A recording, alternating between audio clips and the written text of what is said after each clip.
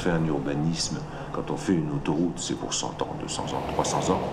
Donc on l'a pour très longtemps. Et si on se plante sur cet investissement, on se plante pour très longtemps. Or, ces infrastructures ont une influence absolument majeure sur la façon dont nous consommons notre énergie et sur les quantités d'énergie que nous consommons. Avec 1 kg d'équivalent pétrole, on fait 270 km de TGV et on fait, je crois, 39 ou 40 km de voiture. Avec 1 kg d'équivalent pétrole, on fait 270 ou 280 km de tramway et 18 km de voiture en ville. Il n'y a pas photo, il y a un rapport 10 entre ces deux-là. Donc, c'est tout à fait considérable, d'autant que ça dure très longtemps.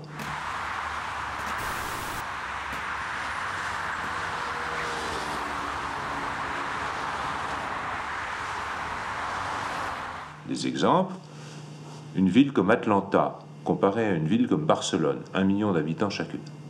L'une est une ville latine assez concentrée, l'autre, Atlanta, une ville américaine complètement à l'horizontale comme l'urbanisme américain. Le rapport de consommation des habitants entre ces deux villes, pour aller à son boulot, etc., c'est un rapport 7.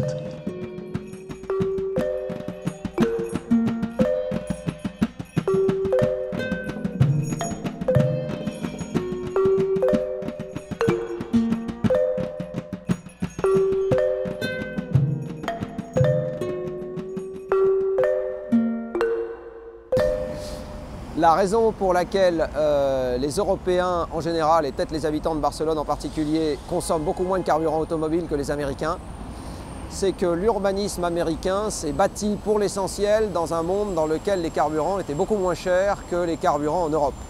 Donc on a adapté les villes américaines à un monde moderne où la mobilité motorisée était déjà largement disponible et ne coûtait pas cher.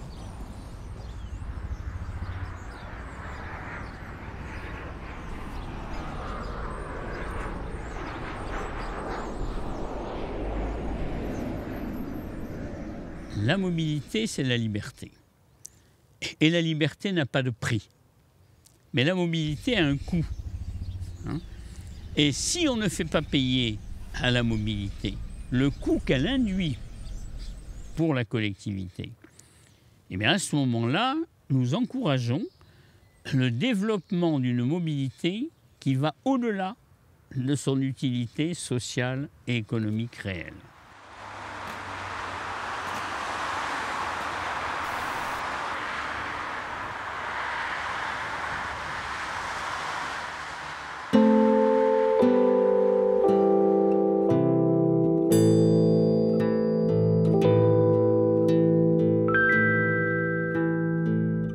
Et les personnes que nous encourageons à devenir propriétaires loin des zones denses seront un jour des naufragés de l'automobile.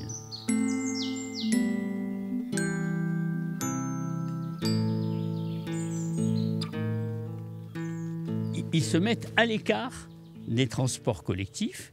Et les transports collectifs ne sont rentables que dans les milieux suffisamment denses, qu'il ne faut jamais oublier. Et quand on s'est mis dans des zones non denses dans lesquelles on ne financera jamais les transports collectifs, eh bien ça, la vie n'est possible que tant qu'on peut avoir une automobile.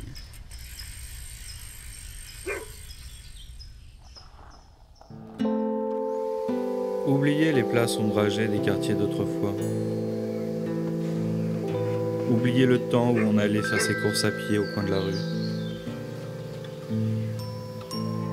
Les séries télé américaines ont bien réussi à nous faire rêver d'autre chose. Les pavillons sont devenus la norme à la périphérie de toutes les villes du globe. Pourtant, sans pétrole bon marché, pas d'American Way of Life. Pas d'illusion de campagne et de liberté à 2 pas du centre-ville. Pas d'hypermarché au bout du rond-point.